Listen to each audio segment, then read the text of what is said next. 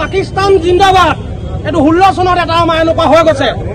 কিন্তু সেইবিলাকো এদিন আমাৰ এনেকে ওলাই যাব সব অসমীয়া গাড়ী বুলি কৈছিলে অসমীয়া বুলি ক'লে গাড়ী বুলি কৈছিলে এতিয়া অসমীয়া লোৱা চব আহি গ'ল এতিয়া গাড়ী বোলে ওলাই আহিব লাগে কোন মুছলিম আছে আমি কেতিয়া জাতিগত সংঘৰ্ষৰ সৃষ্টি কৰিব বিচাৰো অসমখন শান্ত হোৱাটো বিচাৰো শৃংখলাবদ্ধ এখন সমাজ বিচাৰো কিন্তু জাতিগত সংঘৰ্ষ সিহঁতি সৃষ্টি কৰিছে সিহঁতি আমাৰ এটা লোৱাক দলবদ্ধভাৱে আক্ৰমণ কৰিছে আমি কিন্তু কোনোদিনাই গাড়ী দিম বুলি কৈছিলে গাড়ী এগা চলা বুলি কৈছিলে সেইকাৰণে আমি আহিছো আমি সেইকাৰণে আহিছো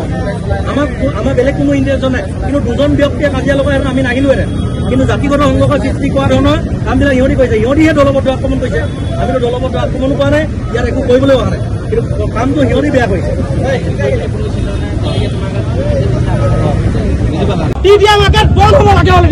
বন্ধ হ'ব লাগে অলৰেডি মানুহে এটা লৰাক মাৰিছে দলবদ্ধভাৱে আক্ৰমণ কৰিছে সেই 13খন দোকান বন্ধ ৰাখিব লগতে টিডিয়া বন্ধ ৰাখিব যেতিয়া পৰ্যন্ত সেই দুখিক কৰি গ্ৰেপ্তাৰ কৰিব নোৱাৰে প্ৰশাসনে তেতিয়ালৈকে কিন্তু যদি বন্ধ আমাৰ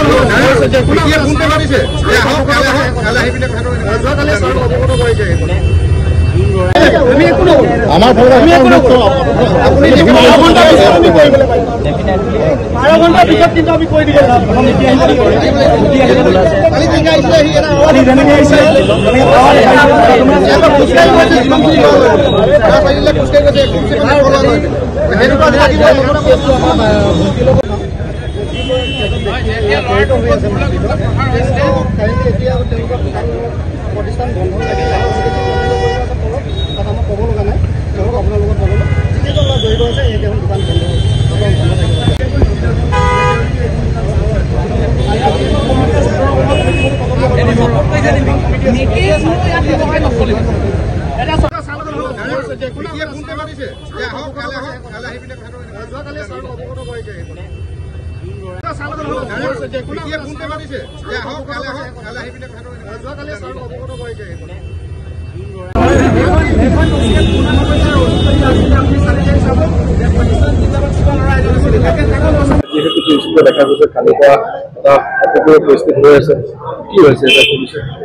কালি এটা ঘটনা আমাৰ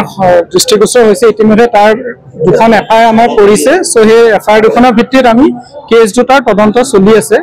ছেকেণ্ডলি কালি আমি যিটো ঘটনাটো দেখিছোঁ তাত দেখিছিলোঁ যে সমস্যাটো অকণ পাৰ্কিং ৰিলেটেড আছিল আৰু আপোনালোকে জানে যে টিডিএটো এতিয়া আপুনি এটি ৰোডৰ একেবাৰে কাষত আৰু অলপ পাৰ্কিঙৰ সমস্যা আছে তাত চ' টিডিএত সেই সমস্যাখিনি কি আছে আৰু তাত কেনেকৈ আমি দূৰ কৰিব পাৰোঁ আৰু টিডিএ এলটমেণ্টৰ সময়ত দোকানখিনিক যিখিনি নিয়ম কানুন বান্ধি দিছিল সেই গোটেইখিনি তেওঁলোকে ফ'ল' কৰিছে নাই চ' এইটো এটা আমি ছেপাৰেটলি এটা এনকুৱাৰী আজি কৰি আছোঁ আৰু আমি এতিয়ালৈকে যিখিনি ফাইণ্ডিংছ পাওঁ সেইখিনিৰ ওপৰতো আমি আমাৰ অবজাৰভেশ্যনছখিনি কনচাৰ্ণ ডিপাৰ্টমেণ্টবিলাকক আমি জনাম চ'